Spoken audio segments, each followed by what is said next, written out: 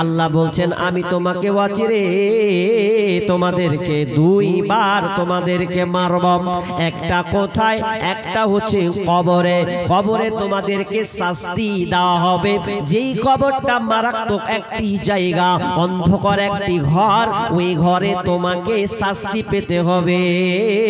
সুম্মা তুরাদ্দুনা ইলা আযাবিন আযীম, এবং তোমাকে মহা কঠিন শাস্তির দিকে আবার নিয়ে যাওয়া হবে। তার মানে এখানে দুইবার কথা। প্রথম বলা হলো কবরের কথা, কবরে তোমাদেরকে শাস্তি প্রদান করা হবে। এরপরে আরো শাস্তি আছে, সে বিচারের ময়দান, জাহান্নামের জায়গা, ওই জায়গাতে তোমাদেরকে শাস্তি, কঠিন শাস্তি দেওয়া হবে। এবার চলেন, যখন মানুষ মারা যায়, যখন আত্মীয় স্বজন কেউ যখন মারা যাবে, যখন লাশটাকে যখন রাখা হবে, দাফন কাফন করে কমপ্লিট করে দেওয়া হবে। কমপ্লিট করে দেওয়ার পর যখন সবাই বাড়ি আপন আপন বাড়ি চলে যাবে, লাশটাকে দাফন করে যখন সবাই রিটার্ন চলে যাবে, ইযা উযিয়াল মাইয়াতু ফিল কবারি আতাহু মালাকানি ফায়াকুলানি মান রাব্বুকা মা দীনুকা ওয়া মান নাবিয়ুকা। যখন লাশটাকে যখন রাখা হয়, তখন ইযা উযিয়াল মাইয়াতু ফিল কবরে, যখন কবরে, যখন লাশকে কবরে রাখা হয়, মাইয়াতকে কবরে রাখলে আতাহু মালাকানি, দুইজন ফেরেশতা এসে হাজির হয়। ফায়াকুলানি, এবং তারা বলে মান রাব্বুকা মা দীনুকা ওয়া মান নাবিয়ুকা। এই তিনখানা প্রশ্ন তাকে করা হয়। আর এই তিনখানা প্রশ্ন তার মরার পর থেকে নিয়ে পুরো জীবনটা, পুরো সময়টা গাইডলাইন করবে। অন্য জায়গায় বিশ্বনবী বলছেন আল গারকু ফিল কবরে, যখন মাইয়াতকে কবরে রাখা হয়, তার মধ্যে তার শরীরে বেচৈন ঢুকে যায়। এমন অবস্থায় তাকে ফেলা হয়, না হাতে না পায়ে, না আসমানে, না কোনো কিছুকে ধরতে পারে। তার মধ্যে অশান্তি বিরাজ শুরু হয়ে যায়। আযাবে যখন পতিত হয়ে যায়, নিজেকে কন্ট্রোল করতে পারে না। কবর এমন একটি জায়গা, সেখানে তাকে শাস্তি ভোগ করা লাগবে। কবরকে বলে ভুলে গেছি, কবর যে প্রথম মঞ্জিল, ঘর, আমাকে যেতে হবে, এটা ভুলে গেছি। কবরের রেহাই নাই।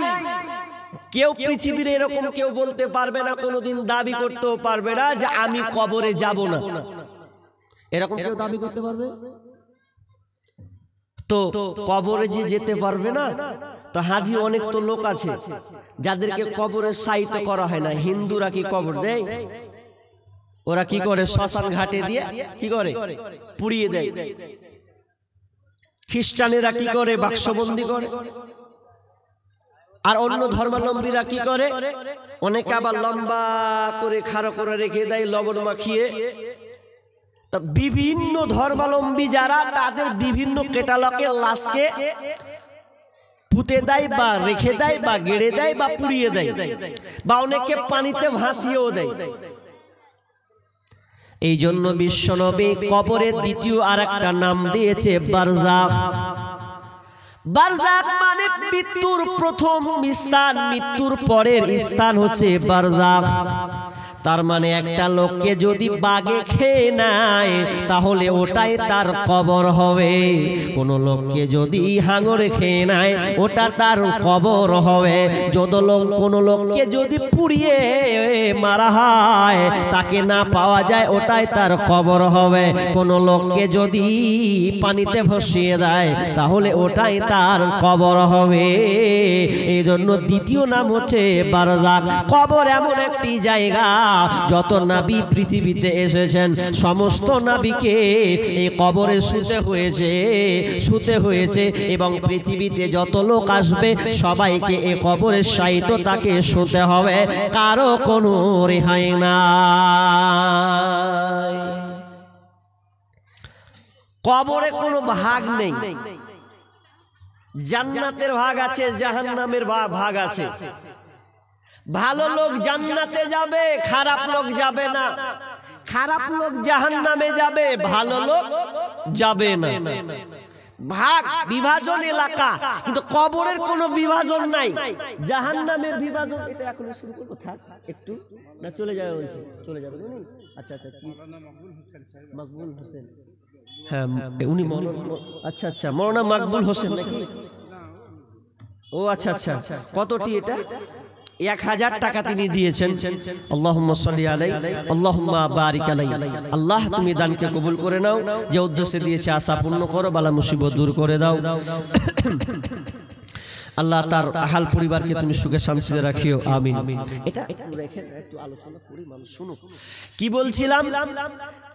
কবরের কোনো বিভাজন নাই, জান্নাতের বিভাজন আছে, জাহান্নামের বিভাজন আছে। জান্নাতে সব কিছু পাওয়া যাবে না। জান্নাত এমন একটি জায়গা, যারা ঈমানদার হবে, যারা ভালো লোক হবে, তারা কেবল জান্নাতে যাবে। আর জান্নাতে সব কিছু চাইলে হবে না, আল্লাহ রুলস বেঁধে দিয়েছেন, যেভাবে জান্নাত গড়েছেন, তৈরি করা হয়েছে, সেইভাবে জান্নাত আপনি পাবেন। কেউ যদি বলে ভাই জান্নাতে আমাকে ঘুম লেগেছে, তো জান্নাতে আর ঘুম হবে না, জান্নাতে আরাম ঘুম হবে না, কোনো ক্লান্তি হবে না। ঘুমটা কখন হয়? যখন ক্লান্তি আসে তখন আপনার ঘুমটা আসে, তার মানে আপনার শরীরটা দুর্বল, ঘুম আসবে। কিন্তু জান্নাত এমন একটি জায়গা বন্ধুরে, ওখানে কোনো ঘুম আসবে না। অনেক মানুষ খাবে, খাওয়ার পর দুনিয়াতে খেতে গেলে পায়খানা করা লাগে, কিন্তু এটা না। জান্নাতে যদি বলেন আল্লাহ পায়খানা টয়লেটটা কোথায় আছে, টয়লেট থাকবে না, ওখানে টয়লেটের কোনো প্রয়োজন নাই। যদি বলে আল্লাহ জান্নাতে গিয়ে মারামারি করব, হবে না। আর জাহান্নাম এমন একটি জায়গা, জাহান্নাম এমন একটি জায়গা, এই জাহান্নাম শুধু কষ্টের জায়গা, শান্তি না, অশান্তিতে আপনাকে থাকতে হবে। এই জান্নাতে যখন মানুষ থাকবে, হায় খালি আল্লাহকে বলবে, আল্লাহ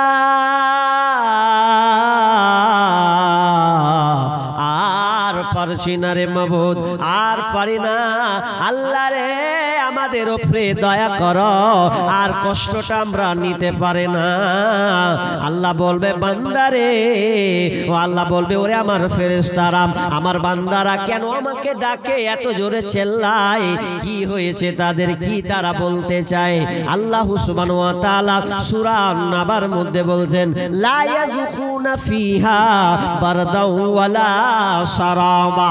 যখন তারা বলবে আল্লাহ তুমি আমাকে একটু পানি দাও, ওই পানি দিয়ে তৃষ্ণা নিবারণ করব। জাহান্নামে কোনো পানির ব্যবস্থা নাই, পানি হবে না, হবে না। লা ইয়াযুকুনা ফিহা বারদাও ওয়ালা সারাবা ইল্লা হামিমা ওয়া গাসসাকা।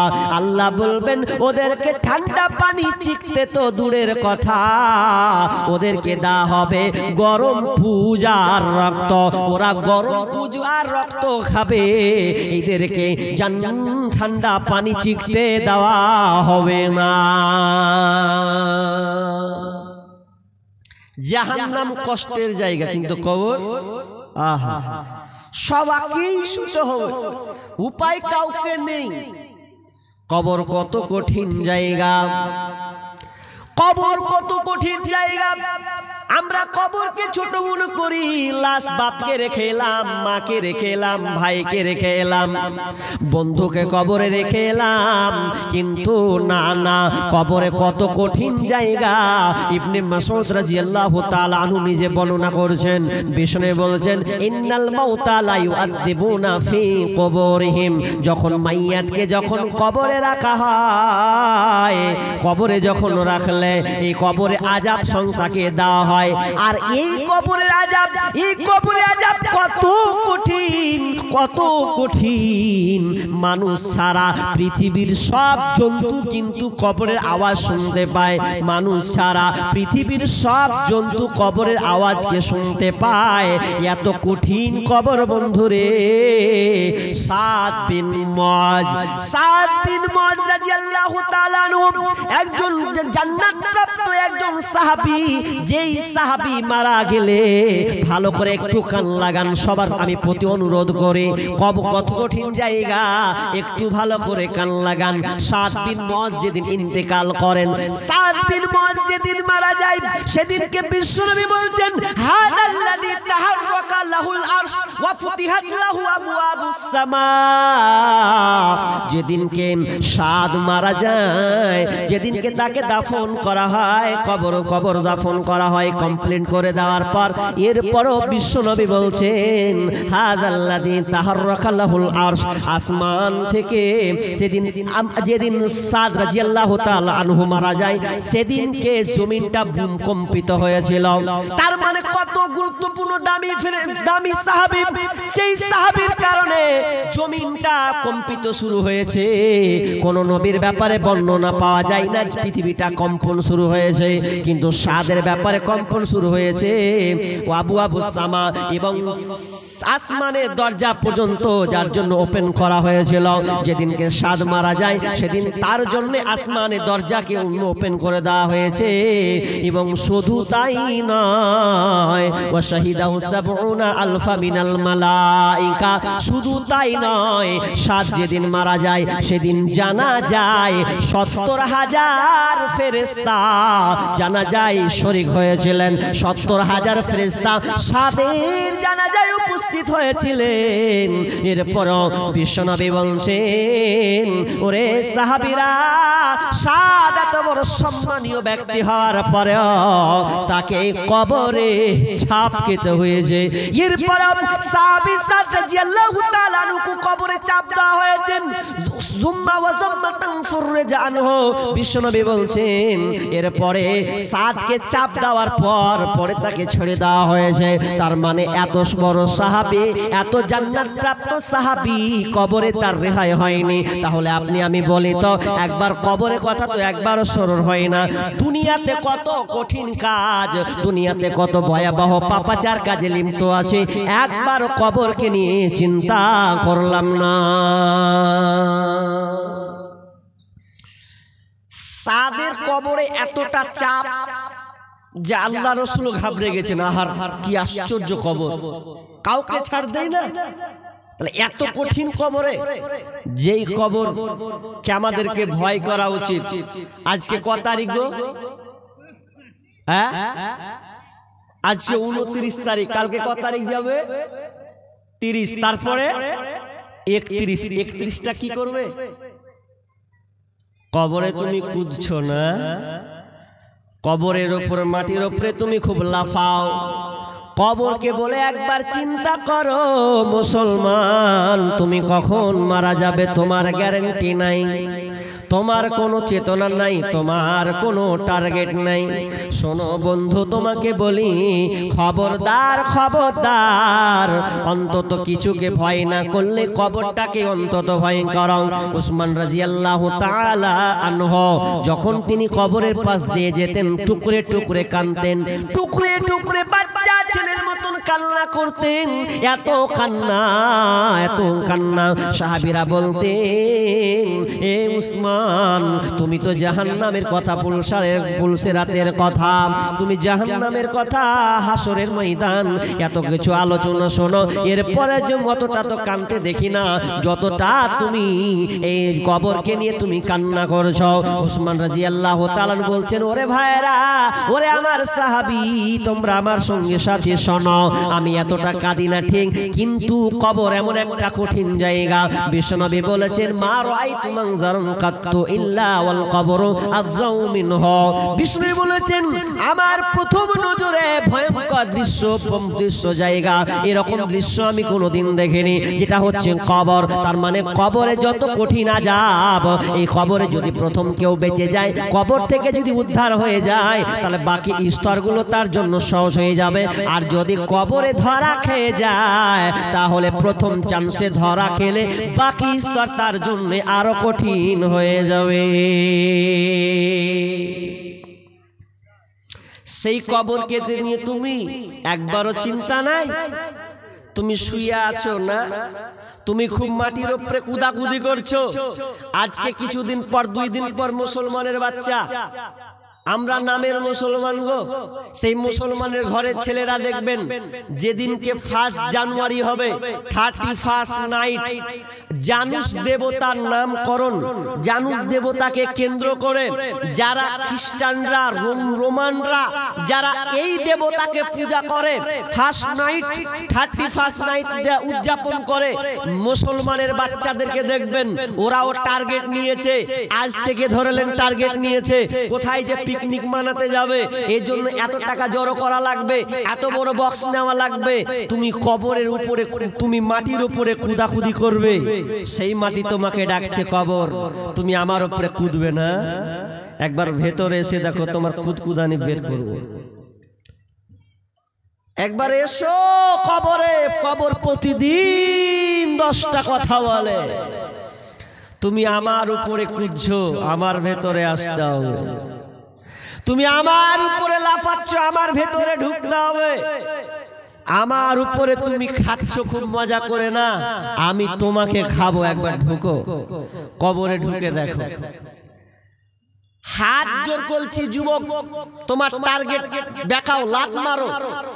এ 31 নাইটকে লাথি মারো। এটা তোমার জন্য উৎসব নয়, তুমি মানাবে কেন? এটা তোমার জন্য নয়। যদি তুমি মান্যতা দাও, যদি সেই দিনকে তুমি বক্স নিয়ে বের হও, গাড়ি নিয়ে বের হয়, পরিবারকে নিয়ে পিকনিকে আর বের হবেই, তাহলে তুমি জানো তুমি জানুসকে সাপোর্ট করলে। জানুস তো আমাদের দেবতা নয়, তাহলে তুমি কেন পিকনিকে বের হলে? কি দরকার ছিল তোমার পিকনিকে বের হওয়া? বলো তো। পিকনিকে যেতে যেতে অনেক যুবক প্রত্যেক বছরে দেখা যায় যে মানুষ মরে। এই বছর নিবেন, গত বছর, এই বছর তো দেখেন কি হাল হয়। গত বছর কতটি লোক মরেছে আপনি বিবেচনা করে দেখেছেন? যে পিকনিকের নামে ঘর থেকে বের হলো, কেউ অনেকে ড্যান্স করতে করতে মারা গেছে, এই চিত্র সোশ্যাল মিডিয়াতে হয়েছে। কেউ বেশি খেয়ে নিয়েছে আর ফিরেনি, কেউ অ্যাক্সিডেন্ট করে দিয়েছে, উদ্দেশ্য ছিল পিকনিক খাওয়ার জন্য। মুসলমান তোমাকে সতর্ক করছি, শোনো, এটা তোমার জন্য নয়। যদি মনে করো যে আমি নতুন বছর 2025 সাল পাচ্ছি বা পেয়ে যাব, তাহলে তুমি আল্লাহর শুকরিয়া আদায় করো। আল্লাহ 2024 সালে যা গুনাহ করেছি, আল্লাহ তুমি আমাকে, আমার এত বড় একটা নিয়ামত 2025 সাল আমি পেয়েছি, আল্লাহ তুমি আমার 24-এর গুনাহ ক্ষমা করো। আর জীবনে পাপ করব না, আর জীবনে অপরাধ করব না, আর জীবনে অন্যায় করব না। নামাজের দিকে চলে গেলাম, ভালো পথে চলে গেলাম, ভালো ব্যক্তিদের অন্তর্ভুক্ত হয়ে গেলাম। এই প্রতিজ্ঞাবদ্ধ হও, তাহলে তোমার এই সালটা তোমার কাজে আসবে। আর তুমি পিকনিক মানিয়ে তুমি উদযাপন করবে, মুসলমানের বাচ্চা মরলে তোমার কি হালাত হবে? ত্যাগ করো। কথা হয়তো বলে দিলাম, এরপরও দেখবেন মানুষ অনেকে বের হবে লাজ শরম বেহায়ার মতন বের হবে, কিছু করার নাই। কবর খুব কঠিন জায়গা, কবরে থাকতেই হবে, আযাব ভোগ আপনাকে করতে হবে। এবার আমি 3টা প্রশ্ন করেছি, কয়েকটা কথা বলবো। 3টা প্রশ্ন, তো 3টা প্রশ্ন কে কে উত্তর দিতে পারবে? এবার ঘটনা তো হাদিস অনেক বড় বড় আছে, আবার সামুরা বিন জুনদুব থেকে আছে, বারা ইবনে আজিব রাদিয়াল্লাহু তাআলা থেকে আছে। তো সবার এত বড় হাদিস তো বলতে পারছি না, তবে আপনাকে ছোট্ট ছোট্ট কয়েকটা আজকে আপনাকে টিপস দিব, এগুলো আপনি মনে রাখবেন। একটা হাদিস বলবো, এই হাদিসটা আপনি তো দেখেন, কবর, কবর কত কঠিন জায়গা। সামান্যতম যদি আপনি পাপ করেন, সামান্যতম যদি আপনি গুনাহ করেন, এই সামান্যতম গুনাহ থেকেও আপনি রেহাই পাবেন না। এর নাম হচ্ছে কবর। কবর এমন কঠিন একটি জায়গা বন্ধুরে, আপনাকে ওখানে পাকড়া হতে হবে। কবর খুব খতরনাক একটি জায়গা। বিশ্বনবী বলছেন, বিশ্বনবী বিকবরাইনি ফাকালা, দুইটি কবরের পাশ দিয়ে যাচ্ছেন, যেতে যেতে তিনি বললেন বিকবরাইনি ফাকালা, এই কবরে যেন শাস্তি হচ্ছে। দুইটি কবরের পাশ দিয়ে গেলেন, যাওয়ার পর বললেন এই দুটো কবরে খুব আযাব তাদের মধ্যে হচ্ছে। কবর আযাবটা কত বড়, আযাবটা খুব কঠিন নয়, আযাবটা খুব বড় নয়, ছোট্ট দুইটি পাপ, ছোট্ট দুইটি পাপের কারণে এই কবরে আযাব তাদেরকে খেতে হয়েছে। কি কি? একটা বিশ্বনবী বললেন, এক নাম্বার, একজনের কবরে শাস্তি হচ্ছে সেই ব্যক্তিটা, মুসলিম শরীফের হাদিস আছে, সে পবিত্রতা থেকে কন্ট্রোল থাকতো না, অপবিত্রতা থেকে কন্ট্রোল গ্রহণ করতো না, সব সময় অপবিত্রতার মধ্য দিয়ে থাকতো। কিন্তু এই হাদিসে যে হাদিসটা পাঠ করলাম, এই হাদিসে মিশকাতে হাদিসটি রয়েছে, বিশ্বনবী বলছেন যেই কবরে প্রথম ব্যক্তিকে শাস্তি দেওয়া হয়েছে, এটা হচ্ছে তার পেশাব ঠিক না করার কারণে, ঠিক মতন পেশাব করতো না, এই জন্য পেশাব করলে কাপড়কে সে ঠিকভাবে রাখতো না, এই জন্য তার কবরে শাস্তি হচ্ছে। সামান্য পেশাব করার লেগে কবর ছাড়ে না, ভালো করে বুঝুন তো। আর আজকালকার পোলাপান পেশাবের নিয়ম এখন পর্যন্ত জানে না, টাইপ ফিট পেশাব, টাইপ ফিট পোশাক পরছে, যদি বলি বা বসে পেশাব কর, বলছে প্যান্টের হয় না, কেনা হয় না, বলছে পাছা উদাম হয়ে গেছে, তো তুই ওই রকম প্যান্ট বানাস কেন? হ্যাঁ, আর ওই রকম প্যান্ট নিব কেন? পেশাব করাটা ইসলাম আপনাকে শিখিয়েছে। রাসূলের জামানায় আবু জেহেল বলতো যে হ্যাঁ রে আবু বকর, তোর হে নবী কেমন রে, যে তোরাকে পেশাব করা তাও শিখেছে, পেশাব করতে জানিস না? তখন বলতো যে হ্যাঁ, এটা আমাদের ইসলাম, যে আমাদেরকে নবী পেশাব করা পর্যন্ত শিখায়, কারণ পেশাব করা যদি ঠিক মতন না জানেন তাহলে কিন্তু আপনাকে মার খেতে হবে। কেমন মার খেতে হবে জানেন? আমাদের বাড়ি হচ্ছে চাঁদের মোড় বাস স্ট্যান্ড, বাদশাহী রোড পাশে, ন্যাশনালের ধারে। তো আমাদের দুইটি রাস্তা আছে, আমার চাচার একটা রাস্তা, আমার আব্বার একটা রাস্তা, দুইটা রাস্তা, মিডিলে কলার গাছ। তো দুইটা ছেলে, একজন বাসেরটা বলছি না, বাইকেরটা বলছি, তো বাইকে ওকে পেশাব করা লেগেছে, তো কোথাও পেশাব করতে হবে এটা জায়গা খুঁজে পাই না। পেশাব যে করতে হবে কোনখানে করতে হবে এতদিন পর্যন্ত ও শিখলই না, এর লেগে ওকে মার খেতে হবে। এখন কি ঘটছে, আমাদের বাড়ির সামনে পেশাব করছে, তো পেশাব করছে, আর আমাদের বাইরে পুরো জায়গাটা ফাঁকা, তো রোড সব দেখা যাচ্ছে ওপেনলি। তো মায়েরা আছে, বোনেরা আছে, আরো অনেক মেয়ে আছে ওখানে বসে আছে। তো এক যুবক ভদ্রলোককে দেখছি গাড়িটা খাড় করে সাইডে দাঁড় করে বাইকটা দিয়ে ও আমাদের দিকে দাঁড়িয়ে পেশাব করা শুরু করেছে। আচ্ছা, মেয়ে মানুষ আছে, তোকে তো লাজ শরম থাকা দরকার, যে আমি যে পেশাব করছি তো আমার লজ্জা স্থান, তো ওরা দেখবে কিছু তো চোখ যাবে, পুরো তো ফাঁকা, এটা বাড়ি আর ওটা রাস্তা, ব্যাস। মানুষের মধ্যে রাগী মানুষ থাকে, থাকে কি থাকে না? আমার চাচা ছিল একটু হেন্ঠা মানুষ, একটু দেখতে পারবে না, আর ওর মুখে যা খিস্তি, আল্লাহু আকবার, শুনবেন তো আপনার ব্রেন আপ ডাউন করবে। তখন তো আমার চাচা তখন দেখে নিয়েছে, বলছে হ্যাঁ তুই দেখতে পারি না পেশাব করছি, দেখে না মেয়ে মানুষ বসে আছে, তো ও সবে মাত্র খালি চেনটা খুলে পেশাব মাত্র শুরু করেছে, আর আমার চাচার চোখে চলে গেছে। তখন লাঠিটা নিয়ে মারলো দৌড়, আর যেমন দৌড় মেরেছে, সালা তুই কুঁঠে মুছিদবে যেমন করে বলেছে, তখন তো শুনতে পেয়েছে লোকটা তো দৌড়ে দৌড়ে আসলে বলবে একবারই যত রাগ আছে, ও তাড়াতাড়ি আধা পেশাব করে চেন লাগিয়ে মারলো জোরে, আবার পালা জানটা বাঁচাই। আচ্ছা, পেশাব করার নিয়ম তো জানতে হবে, আপনি যেখানে সেখানে পেশাব মার তো খাবেনি, আর ইসলাম আপনাকে পেশাব করার তরিকা, তার নিয়ম বলে দিয়েছে, কোথায় পেশাব করতে হবে আর হতে হবে।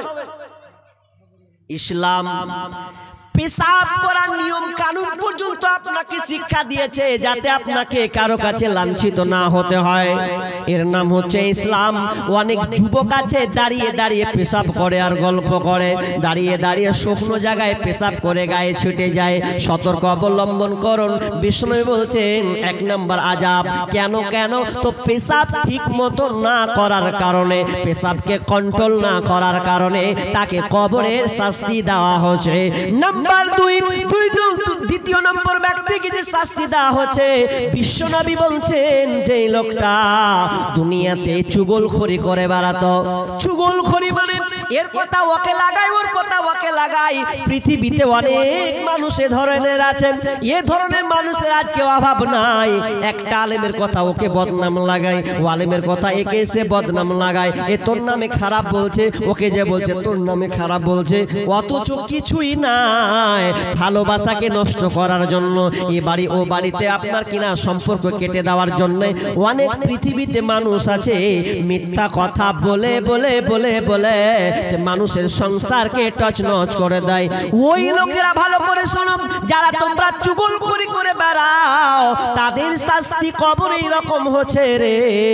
বিশ্বনবী শুধু তাই নয়, সামুরা বিন জুনদুব থেকে যে লম্বা আপনার স্বপ্নের ব্যাখ্যাটা আসে, বিশ্বনবী একটা শুধু ইঙ্গিত করি, ইঙ্গিতটা ভালো করে নেন। ইঙ্গিতটা মানে প্রথম শব্দটা, প্রথম কথা হাদিসের ভাষাতে। বিশ্বনবীকে যখন 2 জন ফেরেশতা নিয়ে চলে গেল শাম সিরিয়ার দিকে, পবিত্র ভূমির দিকে যখন নিয়ে চলে গেল, তখন সেই সময় প্রথম দৃশ্যটা যিনি দেখতে পেয়েছিলেন যে একটা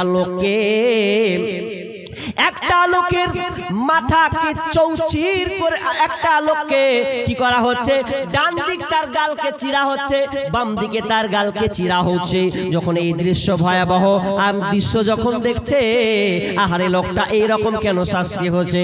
ডান গাল যদি ফির কোন একটা মানুষ কোন ফেরেশতা চিরছে, তো আবার বামটা যখন চিরছে তখন ডানটা ভালো হয়ে যায়, আবার বাম গাল চিরা শুরু করে দেয়, পিছন পর্যন্ত চিরতে চিরতে নিয়ে চলে যায়। রক্ত ছাড়ছে আপনার চারদিকে ছিটকে পড়ে, কত ভয়াবহ কষ্ট। বিশ্বনবী শেষে বলতে চেয়েছিলেন এই প্রথম লোকটার শাস্তি এমন কেন হচ্ছে, কি কারণে এই শাস্তিটা তাকে দেওয়া হচ্ছে? এই শাস্তিটা কিন্তু কবরেই দেওয়া হচ্ছে। বিশ্বনবীকে বললেন, ও দয়ার নবী গো, এই লোকটাকে শাস্তি দেওয়ার কারণ সে দুনিয়াতে মিথ্যা কথা বলতো, মিথ্যা কথায় আশ্রয় নিত। এক কথায় এর কারণে সমাজ অশান্তিতে থাকতো। এর অপর একার এক কথা ওকে লাগাতো, ওর কথা ওকে লাগাতো। এই জন্যে তার এইরকম শাস্তি হচ্ছে, আর কিয়ামত পর্যন্ত এই ধরনের শাস্তি হতে থাকবে।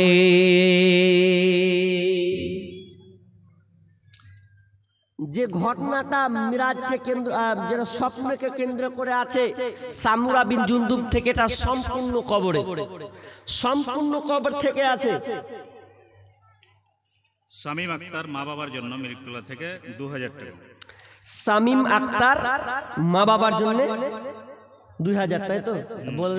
ইব্রাহিম ডাংরাঘাট থেকে ফোন পেতে দিয়েছে 2000। আচ্ছা, ইব্রাহিম ফোন পে দিয়েছে 2000 টাকা। আর এক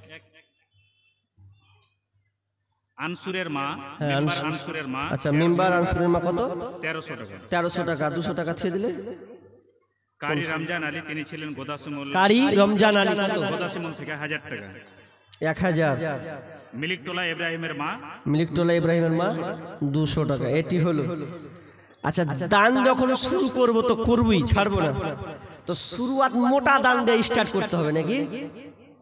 তে হেলে গেলে একটা ভালো শোভা পাই, মোটা দিয়ে। এটা তো হলো ইনশাআল্লাহ দান হয়েছে। তো দান যেহেতু এটা মাদ্রাসার জালসা, কি বলছে বুঝতে পারি না, আওয়াজ বুঝতে পারেন না? তো মাইক ম্যান কই তুমি জি ভাই? আওয়াজ বলতে বুঝতে পারেন না, কি খবর? মাইক ম্যান আছে? আল্লাহ, ও সব কি মনে হয় ওপরে করে দিয়েছে মাইক গো। মাইগালাকে উপরে করে দিয়েছে, বুঝতে পারে না। মাইকম্যান ভাই কোথায় আছেন? আপনি তাড়াতাড়ি এখানে আসুন, আপনার মাইকে আওয়াজ হচ্ছে না ঠিকভাবে। আপনি যেখানে থাকুন না কেন অতি শীঘ্র এখানে এসে উপস্থিত হন। মাইকম্যান অপারেটর ভাই আপনি যেখানে আছেন অতি শীঘ্র এখানে উপস্থিত হন।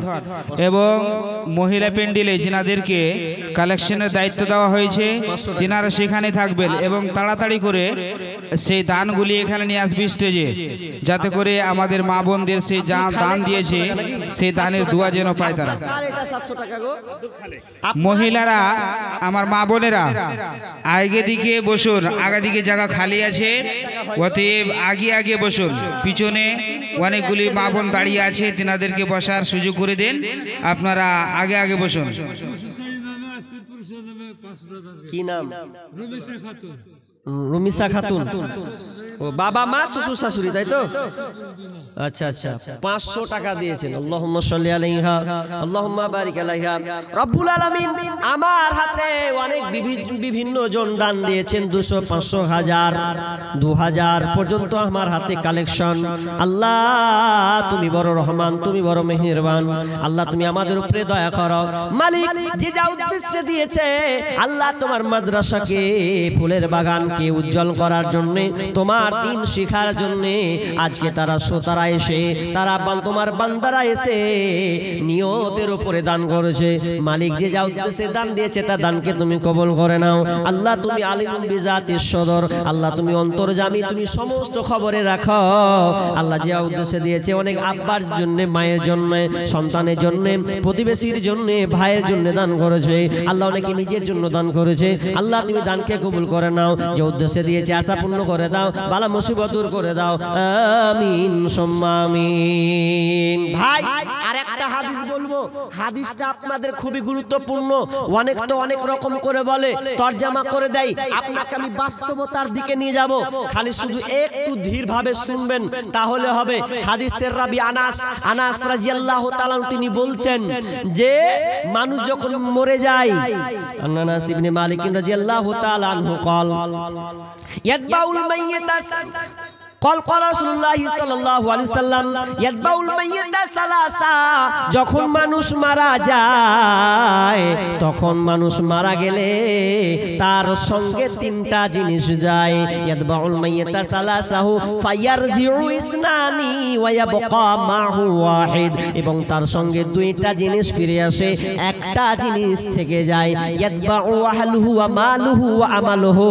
তার তিনটা কি জিনিস? তিনটা হচ্ছে তার এবং দ্বিতীয় হচ্ছে তার মাল, আর তৃতীয় নম্বর হচ্ছে ওয়া আমালুহু আমাল। ফায়ারজিউ আহলুহু ওয়া মালুহু, কিন্তু দুইটা জিনিস ফিরে চলে আসে, আহাল এবং তার মাল। ওয়া ইয়াবকা আমালুহু, এবং তার মা তার আমলটা তার সঙ্গে থেকে যায়। এবার কি বুঝলেন হাদিসে? কেমন আমাল, যার জন্য আপনি এত গাড়ি বাড়ি, এত টাকা পয়সা, এত ধন সম্পদ, ছেলে স্ত্রী, আপনি মরে যাবেন। মরে গেলে একদিন না একদিন আপনার সন্তান আপনাকে ভুলে যাবে, একদিন না একদিন আপনার বিবিও আপনাকে ভুলে যাবে। যেদিন হয়তো আপনার কবরে লাশটা হয়তো কঙ্কালে পরিণত হবে, সেই দিন কিন্তু আপনাকে আফসোস করবেন। সেদিনকে হবে আপনার আমলটা আপনার কাজে লাগবে। সেদিন বলবে যে আমল করতে পারলাম না, আফসোস আফসোস আফসোস, হাই আফসোস, আমি কি করলাম যে আমাকে আল্লাহ এত ধন সম্পদ দেওয়ার পরে, টাকা পয়সা দেওয়ার পরে আমি কিছু করতে পারলাম না। মরার আগেই টের পাবে, যখন শেষ মুহূর্তে মারা যাবে, এই অবস্থায় সে আফসোস করবে। সূরা মুনাফিকুন শেষ রুকু খুলুন, আল্লাহ তাআলা বলবেন মানুষ যখন মারা যায় শেষের দিকে আল্লাহকে বলে ফায়াকুলা রাব্বি লাউলা আখরতানি ইলা আজালিন করিব। মাবুদ মাওলা, আমি তোমার কাছে ক্ষমা ভিক্ষা চাই, আপনার কাছে সময়ের ভিক্ষা চাই। কেন সময়ের ভিক্ষা চাইবে? আল্লাহ সুবহানাহু ওয়া তাআলা সেই কথাটাকে তুলে ধরছেন। ফায়াকুলা রাব্বি লাউলা আখরতানি ইলা আজালিন করিব ফাসাদ্দাকা ওয়া আকুম মিনাস সালিহিন। দুইটি কাজ করার জন্য আল্লাহর কাছে কন্দন সে শুরু করবেন। আল্লাহ ওয়া আকুম মিনাস সালিহিন, দুইটা কাজ। ফাসাদদাকা, আমি সাদকা করব, দান করব, এই জন্য আমি তোমার কাছে সময় ভিক্ষা চাই। ওয়া আকুম মিনাস সালিহিন, এবং সত্যবাদীদের অন্তর্ভুক্ত হতে চাই। দুইটা আমি এই দুইটা কাজ করার জন্য সময় নেব। মুফাসসিরগণ বলছেন এই প্রথম কাজটা কেন বলা হবে? নামাজের কথা হলো না কেন? রোজার কথা হলো না কেন? হজের কথা হলো না কেন?